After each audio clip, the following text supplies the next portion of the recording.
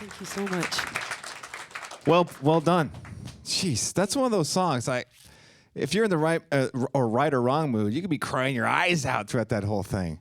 Is it meant for you to just cry your eyes out? To cry your eyes out. Just bawling, just snot running down your face? It wasn't meant for that, but you're welcome to do that if you want to. It hits right here. Trixie's playing the Doug Fir tomorrow night on January 29th. You're going to release Fourth Corner. That's going to be your debut LP. Right? Yes. A round of applause for that. That's a lot of work. Thank you. Thanks so much. I was gonna ask that question later, but we'll roll right into it. So was getting this album made because you played with your dad on 4 records, you've had 2 EPs, you made a record with Black Dub. So was getting to this stage finally with your own debut album, was it like finally, or was it like I'm just scared to death to make this record? Oh no, it definitely was like a finally. There's always fears that come with everything, obviously, but no, I'm just so happy, mostly just to finally like have a place where I feel like I can give these songs a home, you know?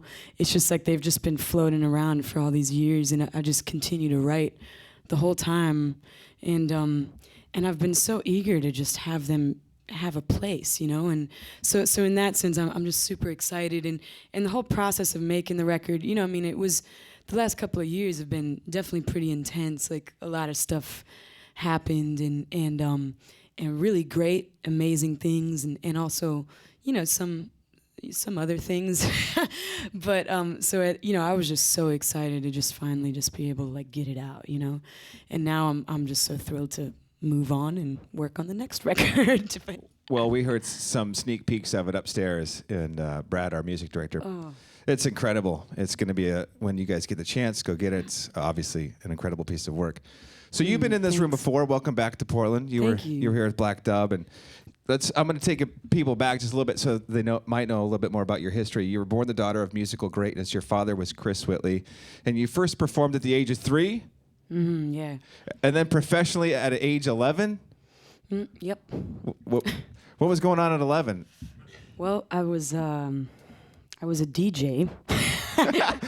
I know, it sounds completely surreal. I noticed that, in all honesty, I feel like my whole life has just been this kind of surreal thing. I don't even know if it's there, if it's just all like a dream that I have never came to reality or something. So I started DJing when I was like 11, 12, and then I started playing drums when I was 10. And just kind of became part of this collective of theater and dance companies, and started touring professionally around that age. So that was all kind of going on at the same time, and that lasted until I was about 16. I was really just touring most of the time with several companies, and being able to, simultaneously explore all these creative outlets that were there, and that I just luckily was able to embrace at a very young age, so. That can be awesome, and it can also be, I imagine, be very difficult too. It can burn you out pretty quick. Yeah, it's it's definitely, it's a little of both. I'm so thankful that,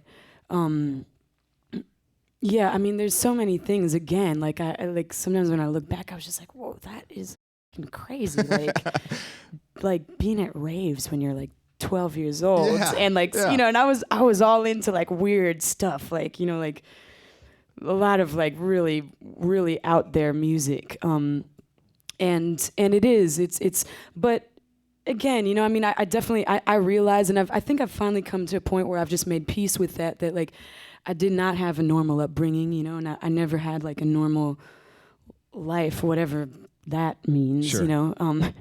But in terms of like my school and all that, like I didn't have like a regular, but there's definitely it makes it a little alienating in some ways, like just growing up as a kid, and just like not being able to really share that with people my own age at that time.